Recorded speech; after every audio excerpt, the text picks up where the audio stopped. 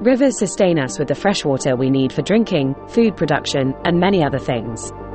But they can pose a health risk if not managed properly. That's because the things we do on land have an impact on rivers. By looking at the organisms living in our rivers, we can get an idea of the impacts our actions are having. In England, the Environment Agency is responsible for monitoring rivers. It does this by surveying 4 groups of plants and animals.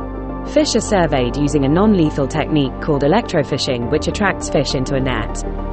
Invertebrates like fly larvae and snails are surveyed by kicking the riverbed and collecting the organisms that drift into a small net.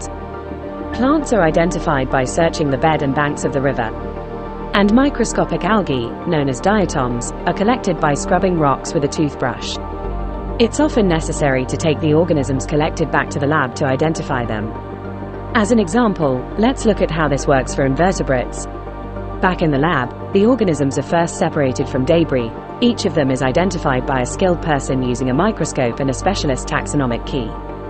This is a difficult and time-consuming process, and it's not always possible to accurately identify every organism. For this reason, organisms are often recorded not as species but as broader groups such as flies, bugs, and snails. Once the Environment Agency has information on the organisms collected from the river, the next step is to compare the results to what would be expected if the river was in a good state. It does this by calculating a score for all of the organisms recorded from the river. It then looks back at the organisms that lived in good examples of similar rivers in the past and compares the scores. If the scores are similar, the river is classified as being in good status. If not, action is required to restore the river. Restorative actions can be very expensive, so it's important that we can be confident about the state of the river. But there are some problems with the Environment Agency's approach to monitoring rivers. The first problem is that the methods used to survey plants and animals are imperfect. For example, it's known that at least half of the invertebrate species living in the river are missed. Species can be missed for several reasons. The species was there at the time but was not collected. It was collected but was missed in the lab, and it was not there at the time but does inhabit the river at other times of the day or year. We call this problem imperfect detection, and it can affect our ability to understand the state of our rivers. The second problem is related to the use of historical data to interpret the state of rivers today. Our rivers are changing rapidly because of global warming, more extreme weather events, shifts in the way we use our landscapes, and the spread of invasive species. This means that a healthy river today might not have the same species as it did in the past. The third problem is that our reasons for monitoring rivers have changed.